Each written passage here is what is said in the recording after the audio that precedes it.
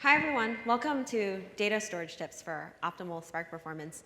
I know this is one of the last talks of the day, so appreciate you being here. Let me start out by telling you a little bit about myself. I am Vida. I work as a solutions engineer at Databricks. What my job entails day to day is really technically being a resource for customers that are using Spark on Databricks and seeing them through a lot of problems. So the motivation for my talk today is the fact that I do a lot of support and see a lot of the things that people struggle with Spark. And what I find is that my customers sometimes are just don't have their data encoded in the best file formats, and it's leading to a lot of just different errors that they see within Spark. So things like they'll just get exceptions in the Spark driver or in their Spark job where the error is kind of cryptic, it's hard to diagnose and hard to fix. That's one thing that I see. I also see that their Spark jobs may just run really, really slow and just lag, and it's hard to figure out why the job isn't finishing faster. And then maybe worst of all is if your data is actually corrupt or bad and you don't notice that your analysis can have slight inaccuracies. So that was my motivation for coming out with today's talk. And what I hope is that after today, you'll have a better understanding of some best practices for storing and working with data in files with Spark. So let's talk about an agenda today. It's going to be just a lot of miscellaneous tips and other things. So I'll start out with talking about basic data storage decisions that everyone needs to make. So things like what file sizes you should use, what kind of compression formats you should consider for your data, some best practices for specific data format types. So things like plain text, structured text, data interchange formats, and columnar encodings as well.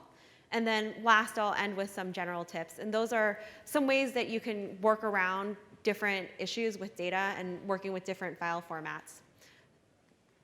So let's start with basic data storage decisions. So first thing you'll have to decide when coming out with your data is choosing a file size. You don't want to pick anything that's too small, because if you use too small, a lot of your time is just going to be spent opening different file handles, so that won't make your job run so fast. On the other hand, you also don't want your files to be too big, because if you do that, your files may need to be splittable.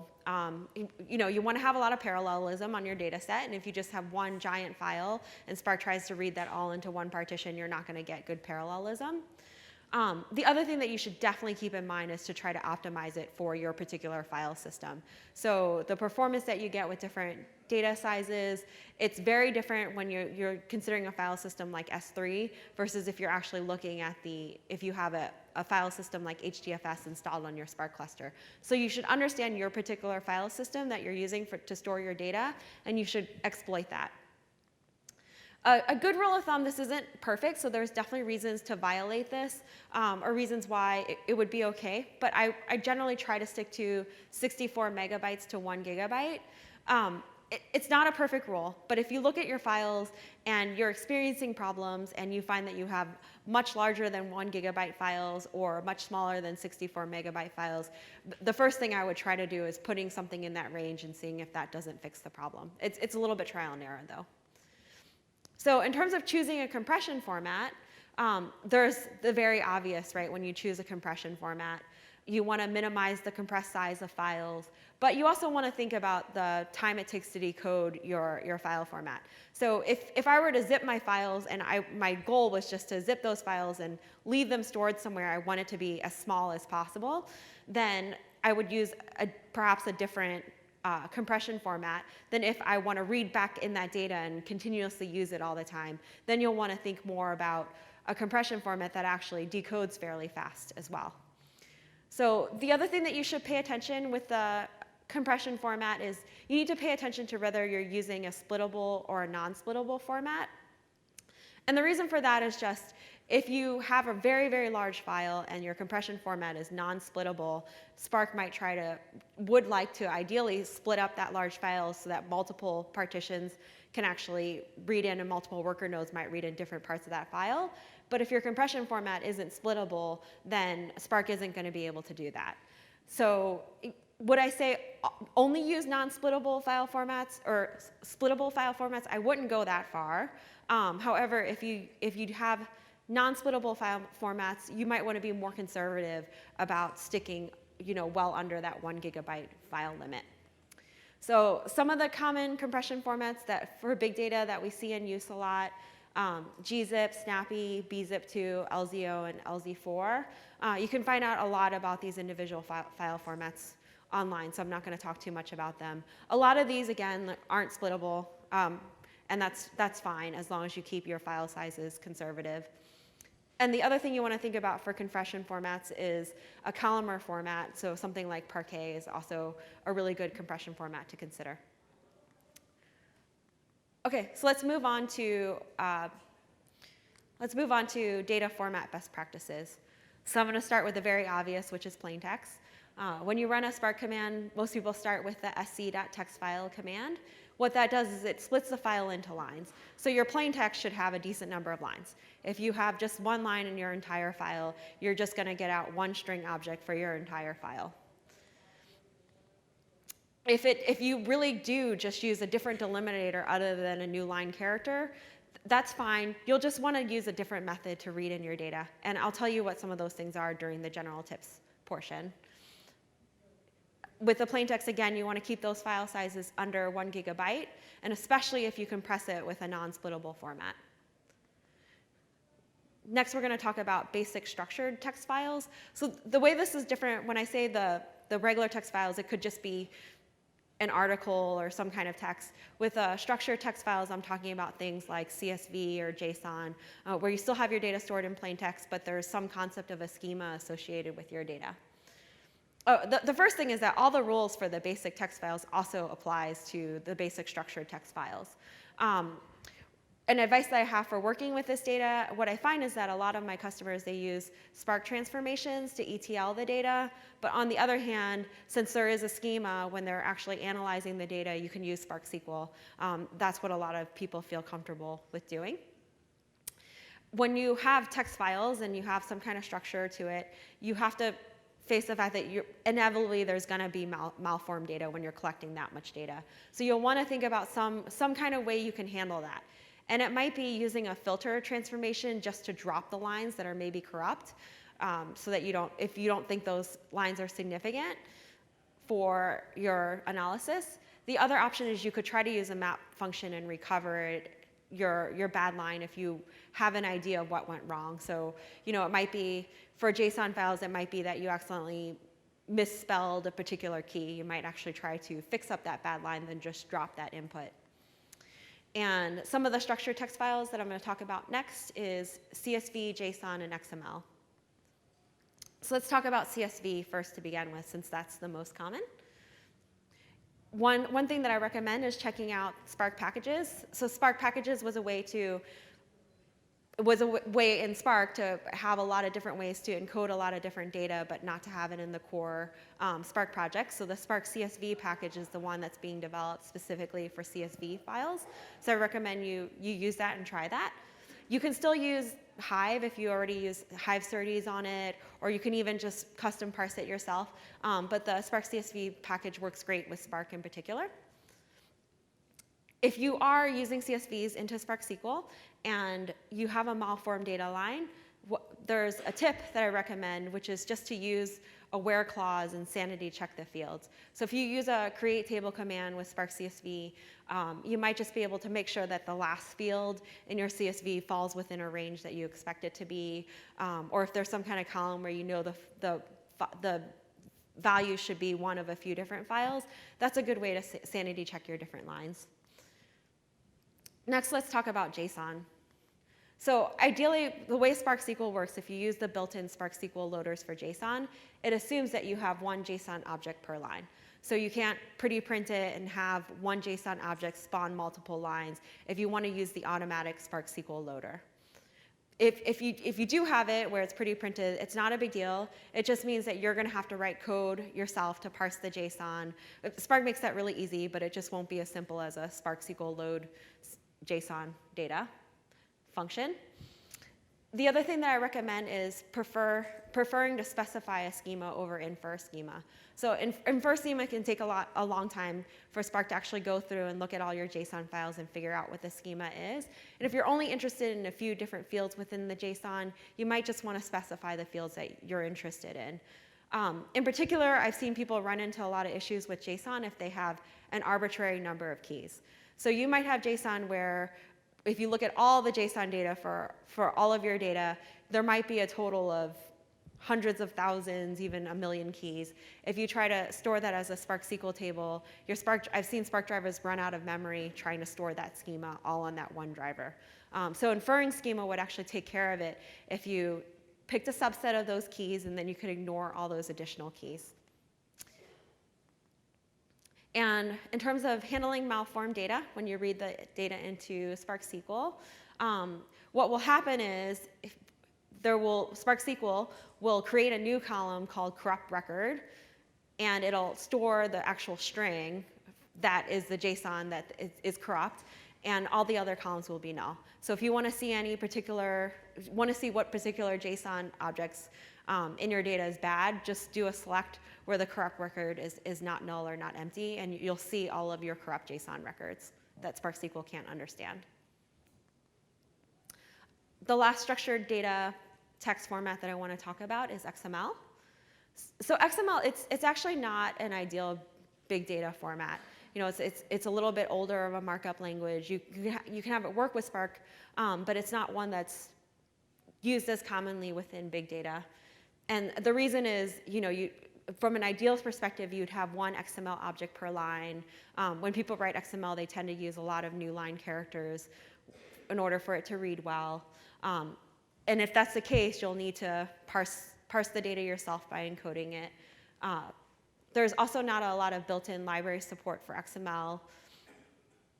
You'll find this is the case even in Hadoop. You'll want to watch out for very large compressed files. So XML as well, it's a very verbose markup language, so it's pretty easy to have your file sizes be very big, where it's hard for it to split in Spark. So if you use XML, you can absolutely parse it, but you may need to employ many of the general tips that we'll talk about later in the talk in order to parse in your data. Okay, great. Next, let's talk about data interchange formats with a schema. So in this case, I'm talking about protocol buffers, thrift, and Avro. I love these data formats. Personally, as a developer, I think it's really good practice to enforce an API with backward compatibility. So, I have customers that will say they prefer to use JSON for their APIs because it's extremely flexible and they can iterate very rapidly. And I think that is the case in the beginning, but I think if you have an API and you want it to mature over time, you want to stick to some kind of contract. And just by using something like Avro or protocol buffers or thrift and being forced to think about that schema ahead of time, you're enforcing an API and something long-term that you can actually stick to and understand. So again, Avro, thrift, are the common ones that are used here. Usually there's good compression with these types of data formats that they go over the wire very compressed to begin with. And the data format itself is not corrupt because the writers guarantee that the data is written correctly. However, you could have underlying records that maybe have some messed up values here and there, so you'll still have to deal with that. Let's talk about Avro specifically. So the other thing you'll have to think about when you use protocol buffers or Avro is how do you write more than one of these objects into a single file? So with Avro, it's easy because there's a data file writer class that will already allow you to write multiple objects into a single file. And that's compatible with the Spark Avro package to automatically read that in and see that different data. The other thing I've seen, though, is that if people read in Avro, there's a class called Avro key sometimes that gets read out, and that object is not serializable. So if you have an RDD of Avro keys and you were to call collect on that, what that tries to do is it takes the Avro key object, which is in the worker node, and it tries to transfer it back to the driver node, and you're going to get you're going to get a not serializable exception in Spark as it tries to send that data over. So what you should do instead is pull out the fields that you're interested in or convert that object over to JSON before you send it back so you can transfer it. With protocol buffers is another file format. For protocol buffers, you'll need to figure out how to encode multiple in a file. And there isn't actually a standard way that's super widely supported of how to do that. These are some of the ways that I know about. One is you can encode protocol buffers in sequence files or some other similar big data file format. That's a good way to go. You can also prepend the number of bytes before reading and then encode your message. That's great, but you're not going to have a file format here that is splittable by new line character. So you'll want to keep your file sizes small so that can all be read into one partition. The other option you could do is if you did want to make it splittable by line, you could base64 encode your protocol buffer. And that'll work great in terms of it being splittable, but a base64 encoding of binary data, it's going to blow up. So you're going to have, your file sizes are going to be a lot bigger to store and represent the same amount of data if you choose that method. Currently, there's no built-in Spark package to support protocol buffers. So that's a great opportunity to contribute to the open source community, just to learn how to implement the data sources API that's recently gone into Spark SQL. But if I had a project and I needed to launch it by the end of the week, what I would do is there's lots of libraries to convert a protocol buffer over to JSON, and then you can just read that into Spark SQL really easily. So you could probably get that up in a couple hours worth of time. Great, and then the last kind of data format I want to talk about is columnar formats, including Parquet and ORC. So these are great for use with Spark SQL, obviously, because you can select just a few columns at a time that you're interested in, and all the data for given columns is in the same part of the file. Parquet is actually recommended as a best practice in general for Spark SQL. And it's usually worth it. You might encode your data. If you're doing multiple passes across your Spark SQL data, it's actually usually worth it to take it and convert your data over from perhaps one of the structured text file formats that we talked about, like CSV or JSON, to encode it over to Parquet and do a lot of analysis on it. The only thing to know about these columnar encoding formats is they do not support appending one record at a time. So what that means is that if you're collecting logs and you have a new data point that you want to encode in, it's not an append-only kind of data format, so it's not great for that. You have to have all the data to begin with before you start writing out the file. Great, let's move on to general tips. So first is you can reuse any Hadoop libraries that you have for working with your different file and data formats within Spark. There's a Hadoop RDD and new Hadoop RDD support that will allow you to read in any Hadoop file formats that you have. And also Hive SerDes are supported in Spark SQL entirely. So you just have to load your SerDes jar into your Spark cluster, issue a show create table command on your Hive table, and then you can just copy and paste that command with the same external keyword, and then you'll have your Hive tables already for use in Spark. The other bit is, I mentioned before how important it is to control your file size. These are some programmatic tips for how to actually do that. So in general, Spark writes one file per partition. So that means if you want to have less partitions or less files, you can use a command like coalesce. So what coalesce does is it actually takes multiple partitions that are on the same worker, and it'll try to combine it into one partition. This contrasts with repartition, which does the same thing. It takes an RDD and tries to control the number of partitions that it has. But with repartition, what you actually do is you shuffle the data in order to come out with the partitions. So if you have just one partition and it's on one worker, and instead you want to have 4 partitions on 4 different workers, you'll have to call the repartition command to do the shuffle. The other option you could do is if repartition is too expensive and carrying that data over the network, is you can write your own custom function through map partition to write out multiple files for that one partition. So what map partition does is it just gives you an iterator of your data, and then you can choose to write out a file yourself. You can choose out how many records you want to write, and then when you hit that number of records that you want to write out, close your file, open a new file and write it yourself. So you can definitely, this is a great workaround for one of my customers that used a library that pulled in a humongous partition, and it was just too expensive to try to shuffle all that data over. So this worked great. The other command you should know about is the sc.holdText files.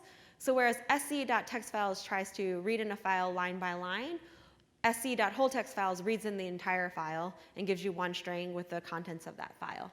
So that whole file should obviously fit into memory if you're going to use this command. And it's great for file formats that aren't splittable by line. So an example is for XML files, if you just looked at it line by line, it wouldn't make sense. But if you called it with whole text files, that might work a lot better. You might need to performance tune this again, because if you are reading in the files and you have a ton of different files, you might find that's a little bit slow. So you'll just want to tread gently with this one. The other tip that I really recommend is trying to use the file name as your RDD element.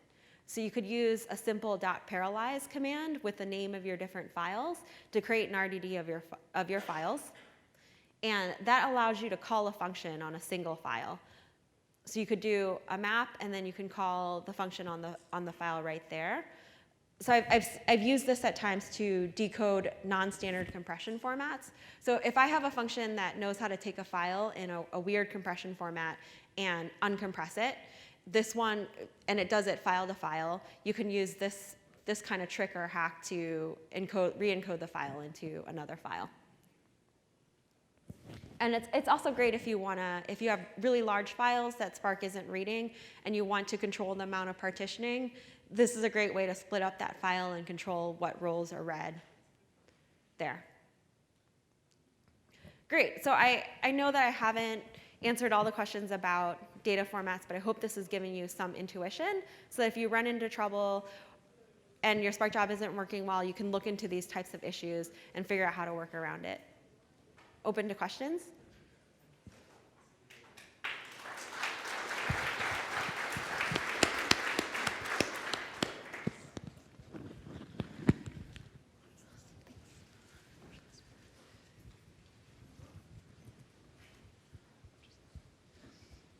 Hi. So you mentioned that you can't append to the Parquet files. If you have a case where you do have new data coming in on a regular basis, what's the best format to use? You would try to get a batch of that data at a time, and then you could encode that entire batch of data into one Parquet file at once. And then you would just have multiple Parquet files and use them all? Yeah, like if you had a Spark streaming job, you might want to encode an entire micro batch into one Parquet file. That would work well. And then you might have another job at that point. If you start to build up a whole lot of files, you might want to consider having an hourly kind of batch job to consolidate those small files into one larger one.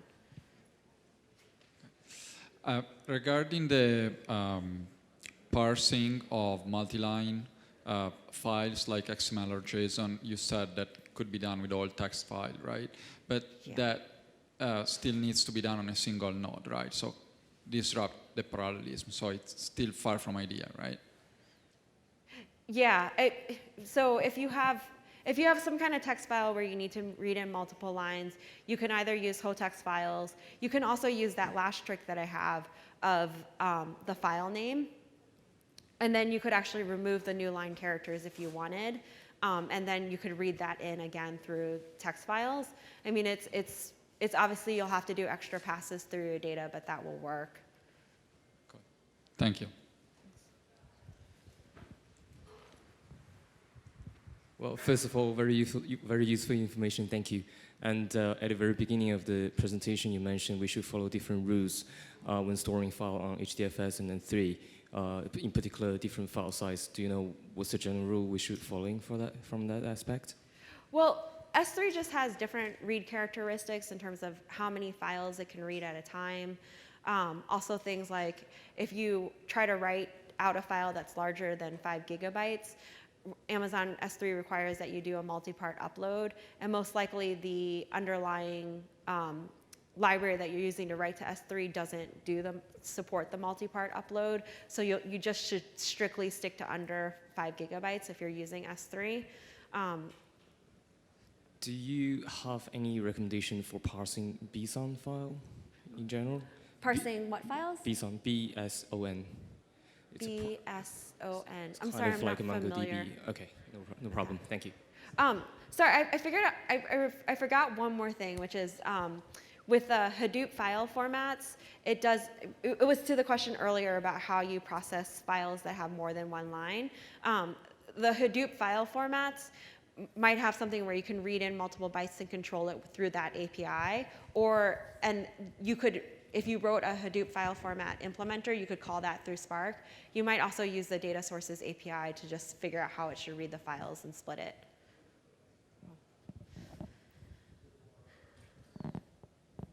Thank you.